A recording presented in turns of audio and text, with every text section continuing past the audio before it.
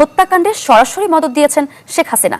RAB ও NTMC বিলুপ্তি সহ অর্ধশত সুপারিশ করেছে তদন্ত দল। Patronage and identity politics. Today, this transition offers a chance to step back from cycles of revenge and move towards a new approach. জাতিসংঘের প্রতিবেদনে ফেসে গেল Awami League.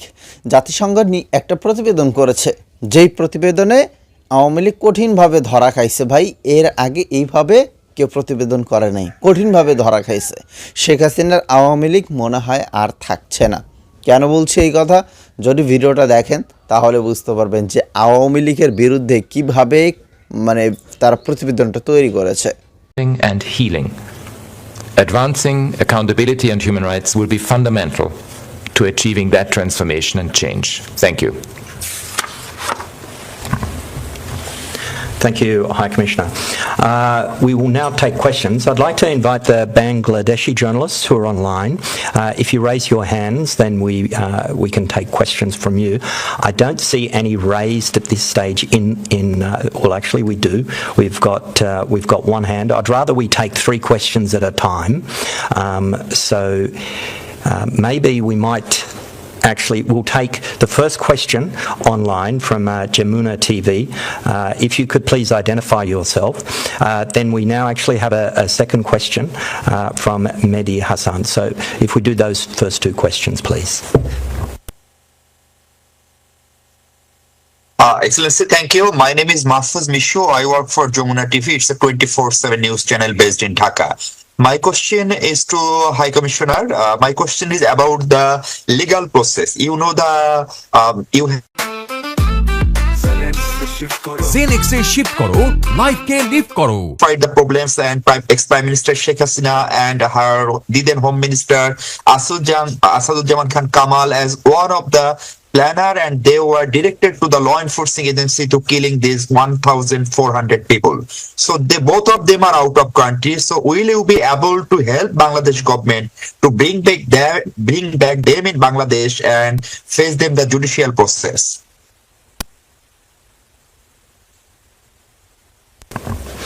Thank you. And the next question from Mahedi. Hello, this is Mehdi Hassan Maruf. I am with the Netro News. According to the UN fact-finding report, Naid Islam, now an advisor in the interim government, he was abducted and taken to DGFI, the military intelligence, their Ainagar detention center on the 19th July last year. Could you please elaborate on the details of this abduction? Thank you. Thank you. And then we'll take one more online from the Bangladeshi media. Israt from DBC News.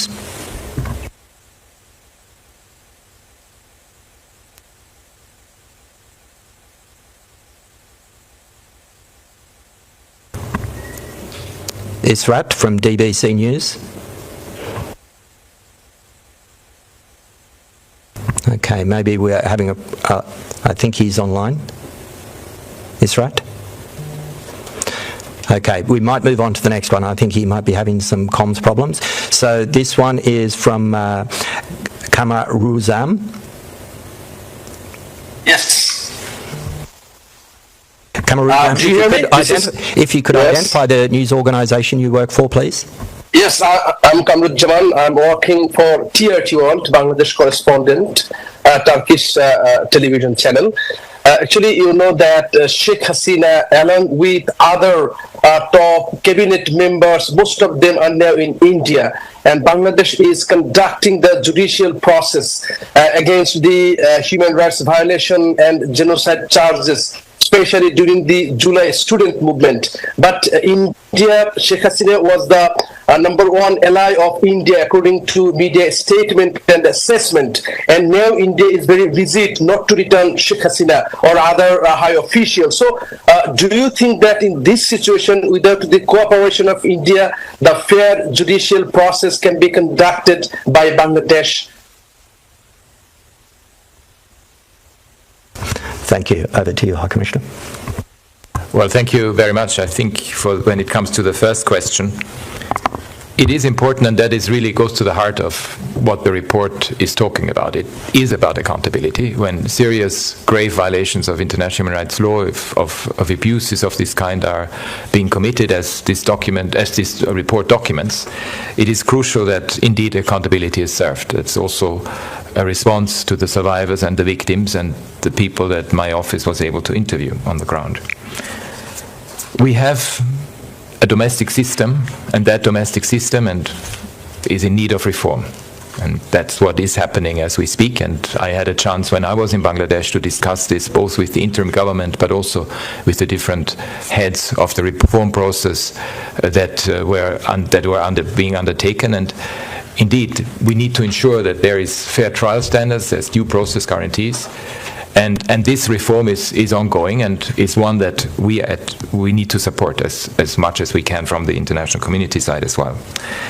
There is also the issue of making sure that when people, for example, who have committed serious crimes are outside the country, universal jurisdiction can work. In those countries where universal jurisdiction for grave violations of international human rights law is possible, then that can also be a part of the accountability process. And then, of course, as I mentioned, the possibility of a referral by Bangladesh to the International Criminal Court, because Bangladesh is a state party to the Rome Statute. Now, this is one thing. The other thing is truth-telling.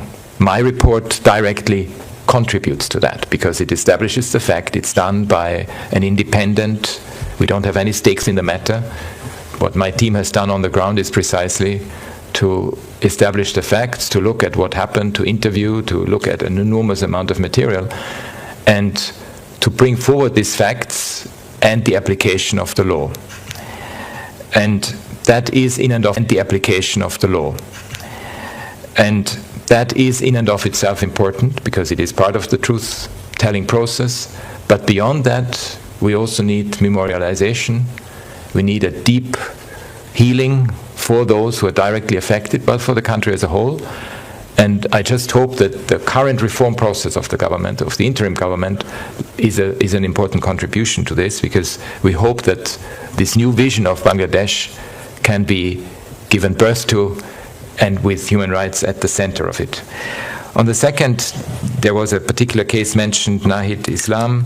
In fact, we have documented this case. If you read the report, we have this case documented. It was one of the emblematic cases of arbitrary detention, of which, as you know, there were many findings in that regard. And again, we can learn from it.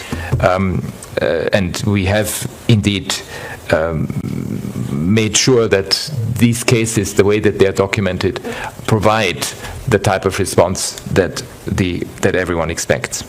Look, as I mentioned before, on the judicial process, it is important again that the judicial process inside the country is reformed, that it guarantees due process, that it guarantees fair trials.